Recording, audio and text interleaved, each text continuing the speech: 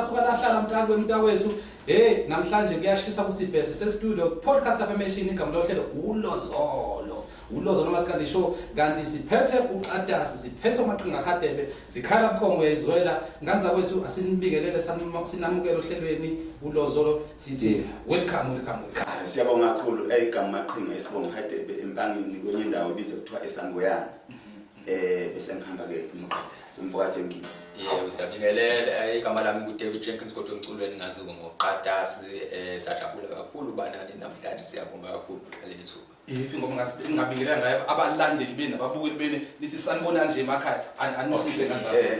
Ingoma ithi ubuyile ushezi. Ubuyile ushezi. Ngazi beka kwenzani. So lesizwe. Ziyakhala. Yazi ngale.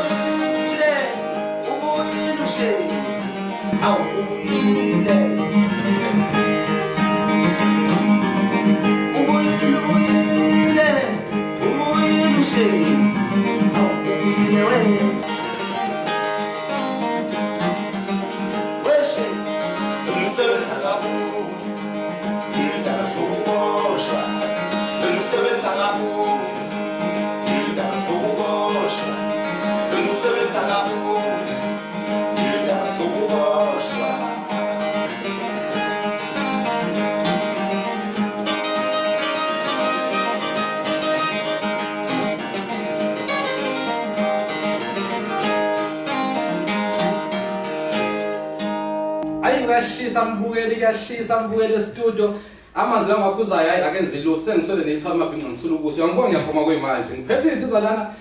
sese samkelana saxoxa samkelana nazo nganza kwethu ake siphinde futhi singene kuyona inkulumo yethu ngifisa ukunazi nje ukuthi ningobani nina sinihlangene kanje nishaye iginqi ezinandi kanjena nihlangane kanjani njengoba sengingasho ngathi igama Maqhinga Hadebe isibongo siqala ukuhlangana ngo-2010 ngesikhathi sihlangana uQadasi wayeseqalile vele ukufunda uMaskandi noma nje phela kwakusakhombisa ukuthi usaqala kodwa wayeseqalile kwakukhombisa ukuthi unothando ngalento yesintu beku-2010 ngaleso sikhathi mina nganginetoho njengangibambe eHoward ngifundisa uMaskandi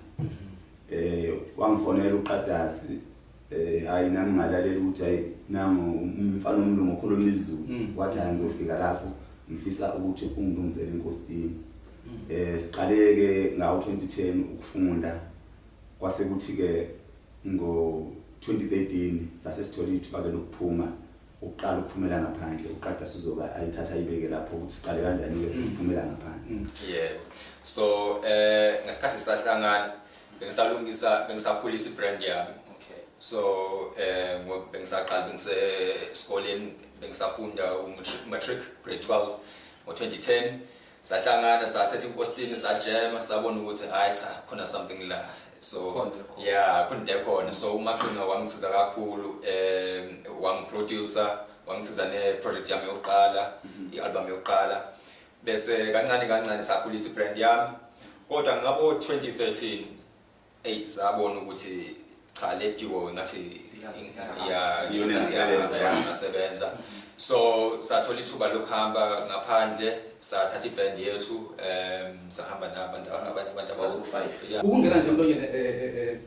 Qadasi angisaya lapho ukuhamba kwenu ngomculo njalo but ngifisa ukuthola la khona ngoba kukhona into ye-language barrier nikwazi kanjani nenze kanjani ukuze nixhumane nizwane nobaba Maqhinga nanokuthi wena wenze kanjani ukuthi wenze sure ukuthi isiZulu uyasifunda ngoba ususikhuluma usikhipha ngamakhala nje manje siyazi nomculo Maskandi ukusebenzisa kakhulu ulimi lesintu ngizama ukuthola lapho ukuthi uzihluphe kangakanani ukufunda ulimi lwesintu uphinde uzokwazi ukuthi nani ucula ngalo yeah so especially isiZulu yebo so ngakhulela eMpangeni kwaZulu and so ubaba wami ngasekho wayeintatheli so ngesikhathi ubeyothola indaba zakwaZulu ngoba sahlala eMpangeni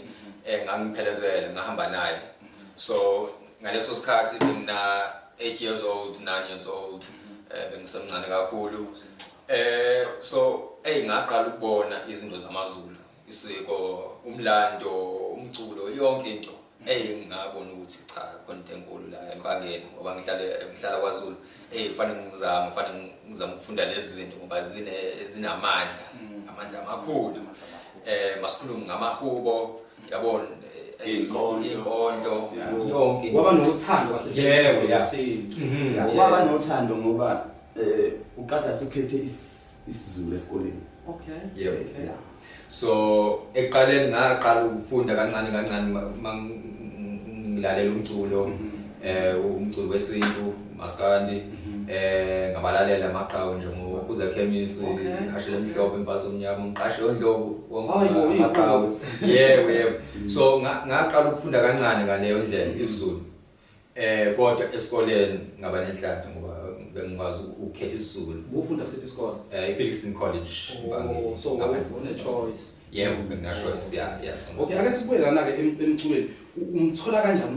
uMaqhinga ukuthi cha uMaqhinga uyena umuntu engase ngisebenzisayo naye ngiye phambili nanokuthi yena mayise kwamukela engakwazi ukwamukela kanjani yebo so ngesikhathi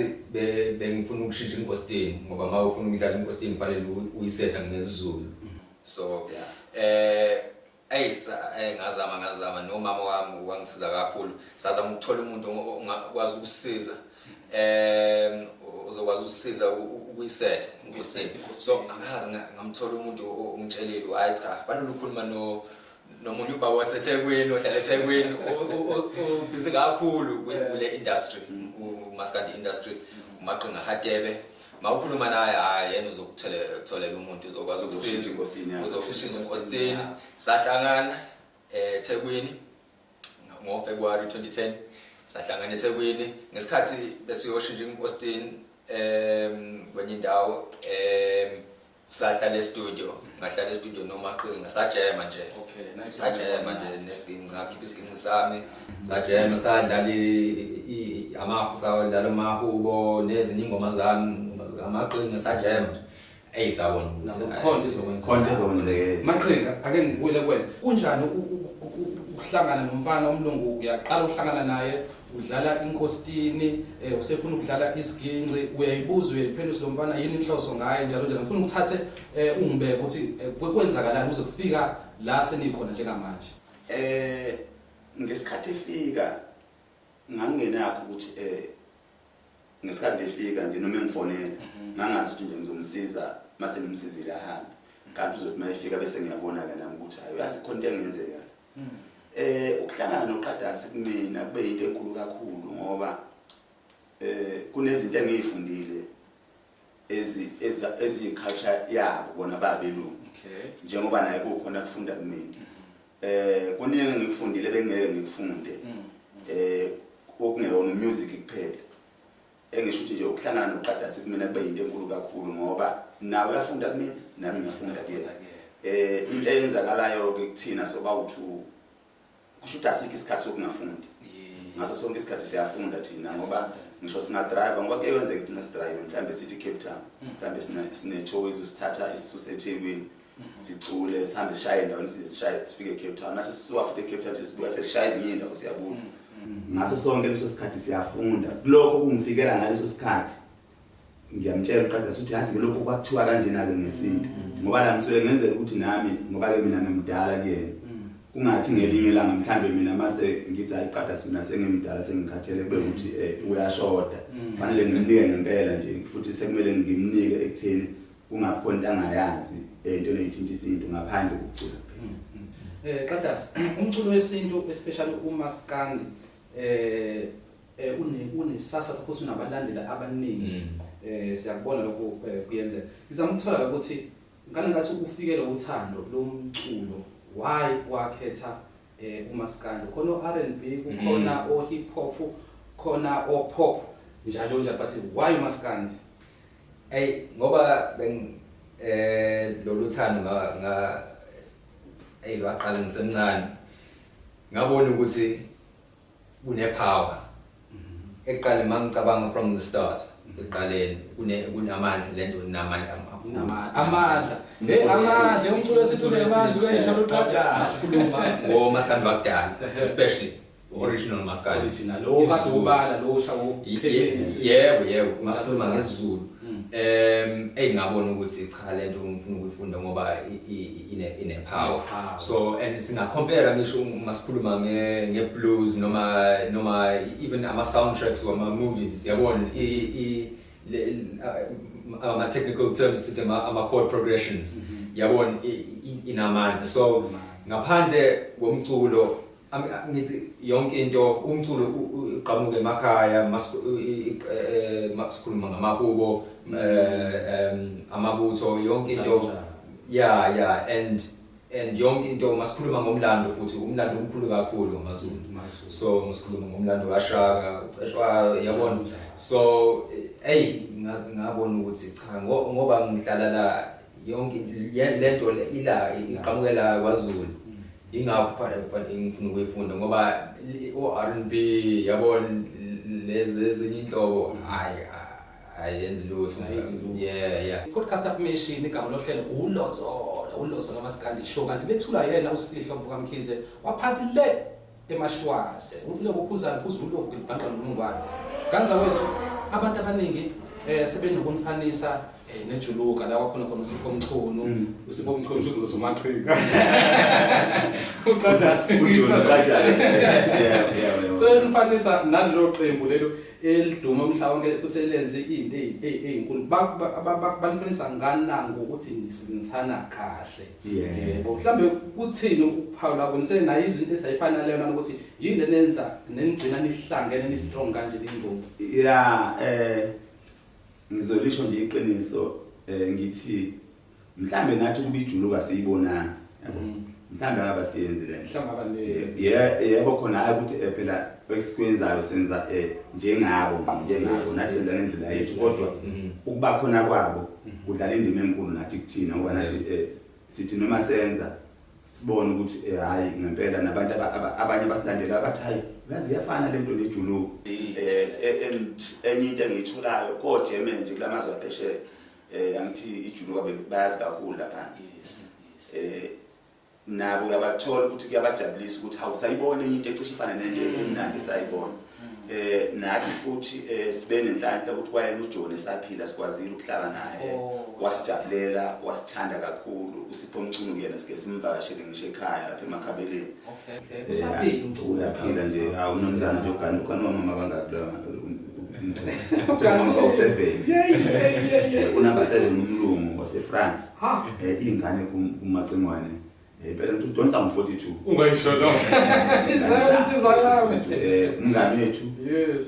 siyamfonela uyasifonela usikhonzile kakhulu uyithanda into yethu mangiyela lo mbuzo wakho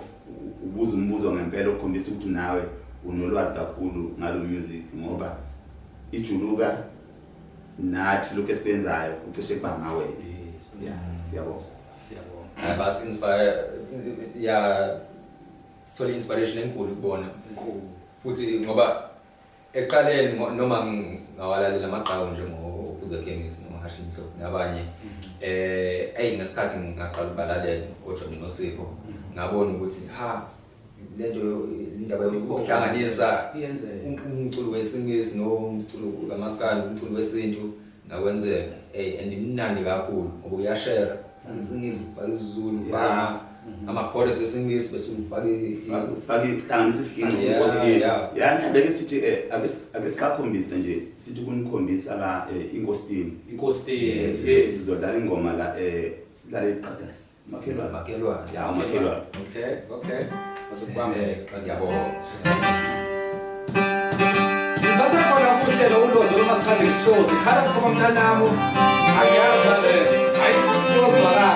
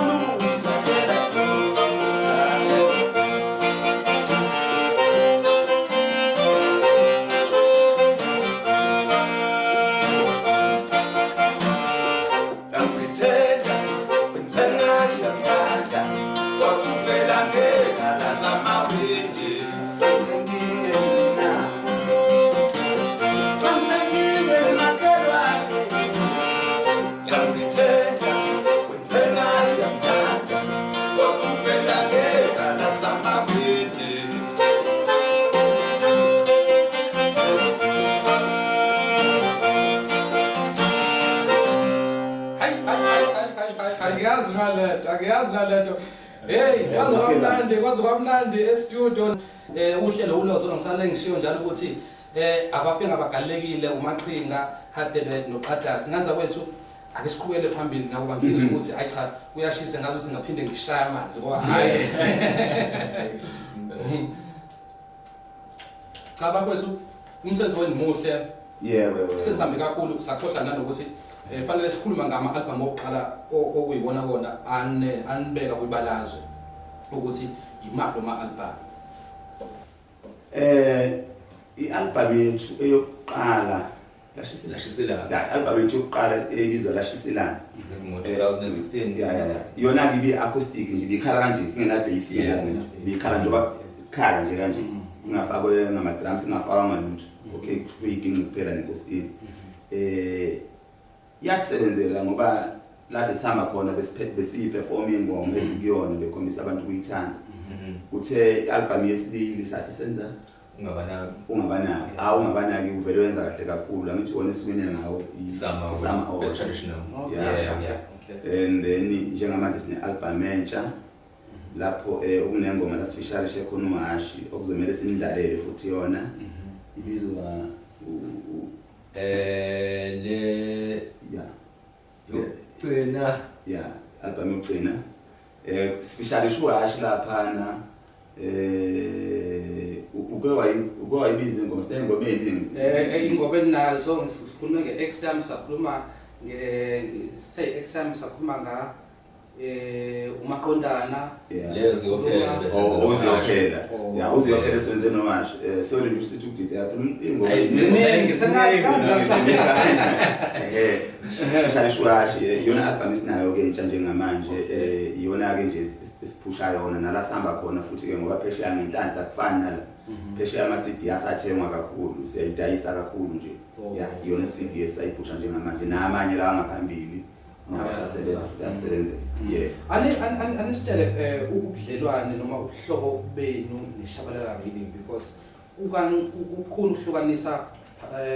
uMaqhinga neshabalala reading benoqada ukukhulu ukuhlukanisa kwenzakalana awutshela umuntu ongazi ukuthi ubudlelwane benu busuka lapho ngiyawuthanda lo mbuzo ngene into enza ngaphela hayi kuthe ngama-90s ngabo-95 ngathola ithuba mina lokuyosebenzela phesheya ngisebenzile eMambazo kwakune-stage play sasibizwa noMathemba ngasebenza-ke neMambazo lapho ngiyakhumbula nje ngiqala ukuya phesheya ngahlala 3 months 2 weeks neMambazo phesheya mase sibuyele kwesibili futhi ngonyaka owalandela kwasekuba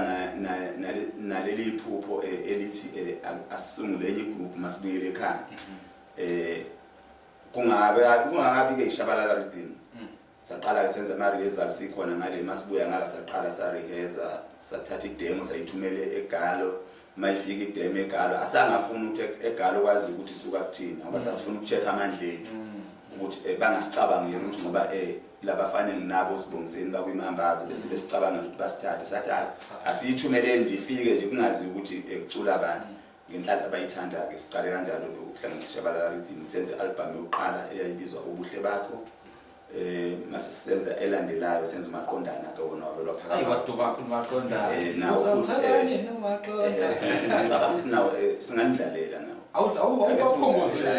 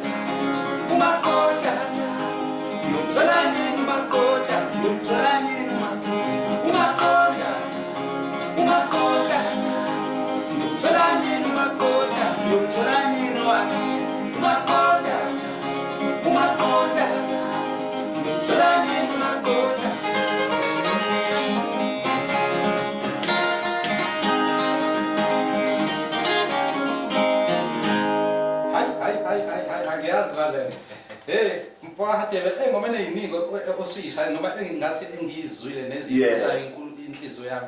hayi kulezothanda ukumandla kuzona nawo waqonda nawo ex yami nawa angathindela ngelentweni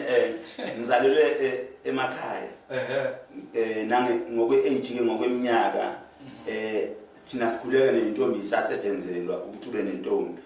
okusho ukuthi bekumele olimeni ube muhle ukuze uqonwe kwangakafani lesikhathi samanje ngoba manje kubuye kubhekakala nanokuthi mhlambe impilo yakhe ikuphi kanjani unani lapha nathina wawushela intombi fanele ukuthi intombi iqomele ukuthi nawe uyakwazi ukuyikhulumela ingakho ke ingoma zami isikhathi esiningi mawuzobheka khona lapha nginengoma ebizwa ex yami manje ibona ex yami itshela ukuthi ngijabule kahle kulolu thando lami olusha lezi zinto zikhona angiyiphosi ngengane uma ngibhala ingoma yothando ya ngoba isikhathi esikhule kusona thina sikhule lapho intombi kubuza khona ukuthi ngaphambi kokuthi ufike la uzongishela mase sizoqoma ke ngaphambi kokuthi ufike la uzongishela njengoba usufikile la weqama chamangala mayibuza wena intombi ngene ngintoni wathina ngikazi ngijula ama robots amangaka ngadlula isafike intombi mayithi weqama chamangala ikubuza ukuthi ushuthi ushele intombi engaki ngaphambi kokuthi ufike la kumina yabo ushele intombi engaki bese intombi masiqoma ithi ngisacela ungilandela amachopha amaduka amahlanu ngazi lelo ke mina ke ngazi leyo ke manje isho lapho ukuthi usungaqhawula yabo kusho ukuthini manje isho njalo phela usungaqhawula manje amachopha amaduka amahlanu iminwe mase sisungaqhawula ukuthi siyakunika uci ihaki le nanokuthi futhi enye into eyenzeka sasingayishela into ukuthi intombi ishelwa abantu ababili thina intombi wawuzazi imbangi zakho mhlambe eziwu20 ukuthi mina ngayithathanga umfoka abantu umfoka abantu uyingozi okusho futhi mawunembulelo nje ongayithumela ke lolo ingozi kakhulu ngayithumela mawuthi uyathakatha ke yabo engisho nje kwakuyikhathi ezimnandi kanti ziyasiza lezo ikhaya lento iyavuka ngaphakathi hayi awuyiphoqi ngekani ukubhala isitori sentombi into ezenzakalayo qada experience yakhe ithini mfana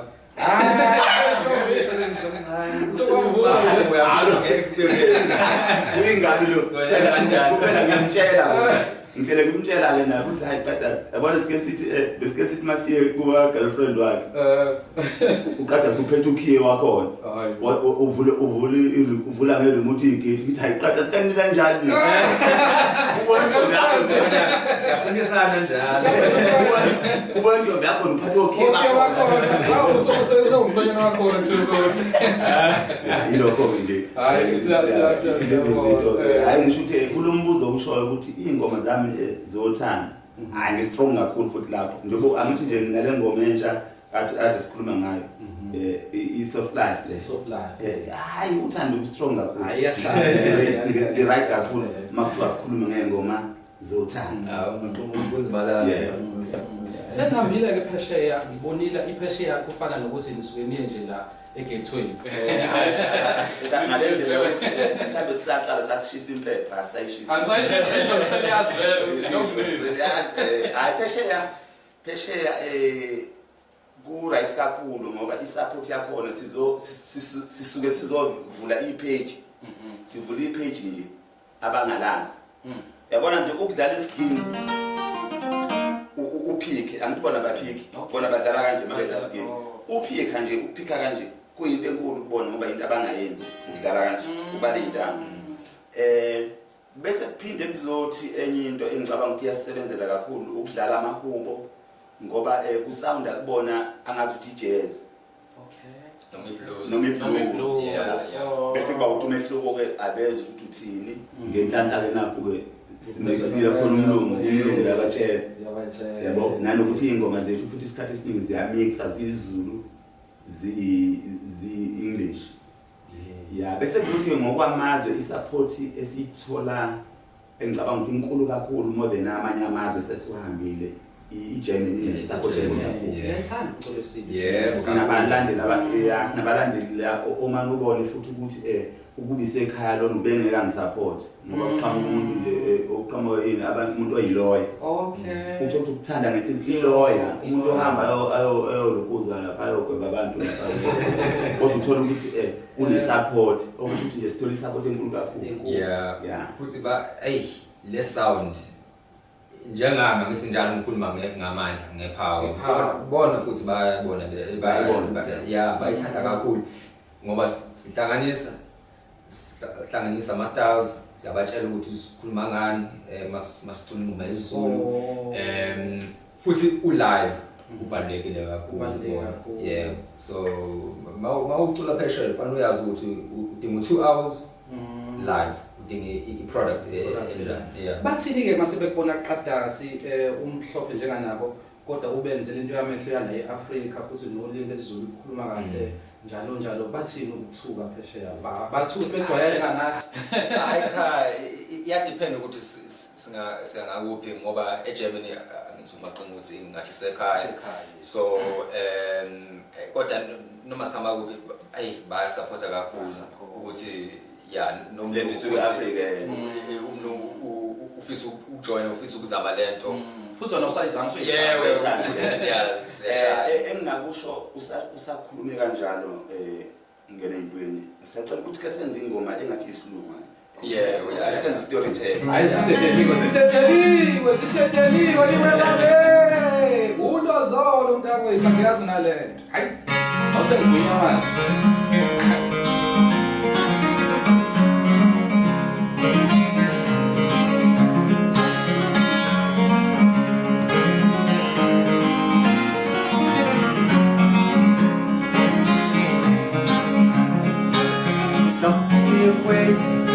in the hot Lozolo land, and the storyteller will tell tales so very grand. And in the quiet of weeks, memories of our life, we can tell the tale of how she digs for the stars, snapping on the spins, the apple and the tins, the rattling of the rides, boys full of fear. Biggest chord, land the words, land the words, why do they keep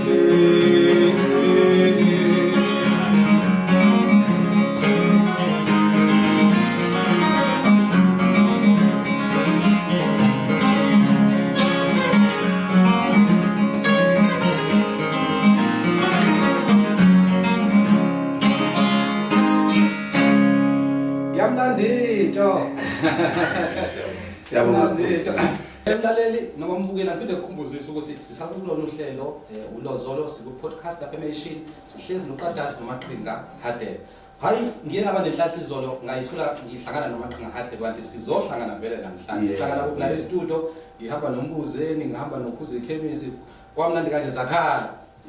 igingi so mase sixoxa phana kuxoxa nangendaba zaphesheya mengihambile kwase kuvela lo daba olakuhlekisa leli lika Mthandeni awusixoxele ukuthi ngempela kwenzekani lapha besise Birmingham ngoNovember 2022 eBirmingham kwakunama Commonwealth Games kuhlangana amazwe ke laphana sasingazi ke nathi kuzobe kukhona umani Mthandeni umfana wami nje namanje nje bengikhuluma naye siyazona kakhulu mina ke vele kuMaskandi akekho umuntu engimzibayo sonke nje sabangani bonke hayi ke kusho laphana bese sificana ke showini ke naye hayi kwaba mnandi kakhulu kwaba nalokho ke nje ukuthi kwaba naleso sididida ngazi noma kwabizeka kanjani ngegama elinye lo umuntu oculayo cha lisho ngoba akazi into ejumile le into yaphuma nasemaphepheni amasaminga ukuthi ke ilokho nje ke okwenzeka cha wabizwa umlaleli umbukeli wabizwa ngoKhuzani hayi mina ke ngisho ke mina ngazi kwabizwa ngomculi okay hayi kwaba mnandi kodwa ke sayihlekela ke nje ke ngakusasa ukuthi awu ngisho ukuthi mhlawumbe umuntu lobe nayo obekade mhlawumbe ngoba phela abantu makuse phathini khona baqhamuka beyidlele yes ya kusho ukuthi mhlawumbe wayidlele nalo owabizwa umfaka amanqele ngomunye umculo hayi into zakhona sesigoqa nganza kwethu siyazi ukuthi sikade sibuka iAfcon ngicabanga ukuthi amehlo abantu abethe nje emhlabeni ebholeni Qadasi uyakubuka ibhola kancane ngicabanga ngayo into kaMaqhinga leyo ongalinde Qadasi uqamba ngifuna ukukamba ngayo into kaMaqhinga isiphetha sakho usichitha ngayo ngenza into eningi Qadasi angithi Qadasi ngingavimbi lapho kodwa ngenzela ukuthi abantu bazi uQadasi inkositinde nje uyibona uQadasi uyiqala phansi from scratch ingekho okay iqala nje from scratch ingekho amaphathi ayo antwa oda eGerman military hayi amaphathi amancane kodwa yonke into encane kodwa ndiplange leli uyalibaza yonke into ukhandisiso ingekho futhi ke bayaqhamuka abanye bathenge noma ibiza uQadasi lapha fanele phela uhlala 3 months nakho inkositini eyodwa mhlambe kuba 3 months uyidayisa 10,000 okusho ukuthi yona into athuthi isikhathi kuyona lezo zinto futhi izindlela computer it's into music my production nanokuthi phela ke office lethu office lethu mina ngazi ukuthi ngitshela uQadasi ukwenzakala ne-office mangena ama-email ama-bookings angena ke thumela ama-invoice yonke into kuyi-office kushuthi ngakho ke yena ngeke ayinazi izinto eziningi njengamina ke nesikhathi sebhola futhi ukuproducer futhi ngithanda kakhulu ukuthinta yabona ukumixa ukumastering so hayi izikakhulu mfowethu nathi le act le ngiyibonile ika halfway nase waterfall nikiwa nanisiqaqaqhu lapha kwenzekani halfway benzi i-campaign enkulu halfway motor group so manje sibiza kakhulu nale brand and besenze adverts sebekhiphile advert emnandi ukhona uZolani Mahola uJ something manje ubiza kuleto futhi so thina ayisabanenhlanhla ukuthi singena kuyona so kulezi insuku sibiza kakhulu siya promote le zinto ngawe cha kanza kwese asivaleni ngokuthi mhlambe ke singalindelani kuwena Qadasi nangu unyaka uqalile futhi usuphakathi unyaka sikunyanga wothando nje siyaphuma kuyona njalo siyale usuphelile unyaka singalindelani kodwa phakathi kwenu hlangana kwenu ukhethe wesibusiso into esikhuluma ngayo manje ngoba siyayibona album yethu lesigcina kuyikhipha ukuthi isenza kahle siyasebenza isayenza lento esasicabanga ukuthi izoyenza singayiphazamisi kakhulu sizozama ukuthi sikhipha ama-single ama-single, so senza ama-single singayiphazamisi ngoba kuyenzeka ukuthi ithi i-album iza kahle makuwakhipha enye ingoma kusho ukuthi uyayiphazamisa yona ingakho besizokwenza nje ama-single ngoba ama-single wona awaphazamisi kakhulu ama-single afana ukuthi belwenza i-album abantu sebefocusa i-album elandelayo kanti le nenye nabo besafocuse kuyona ngcono lokho wenza ama-single. Yeah, bese njengamanje sisahlanganisa ithuba yethu yaphesheya. So yeah, sizohamba ngo-July, ngo-June, July, and sizongena futhi eGermany, mhlawumbe singene e-Ireland nakwezinye indawo. So njengamanje sisahlanganisa ungena eFrance ke kuloko. Yeah. So sibize kakhulu. Ayike babukeli bohlelo igama nguSihle ngolibele Mkhize. Uhlelo siyalivala manje sivala ngenothi eliphezulu. Ngizocela insizwa la ukuthi zilivale ngoba olwazi zovala ngenoni bazongitshela bazoshaya iphiko kodwa ke mina nguSihle ukaMkhize waphansi emashow aseLuvu ngithi nina salutes. Siyabonga.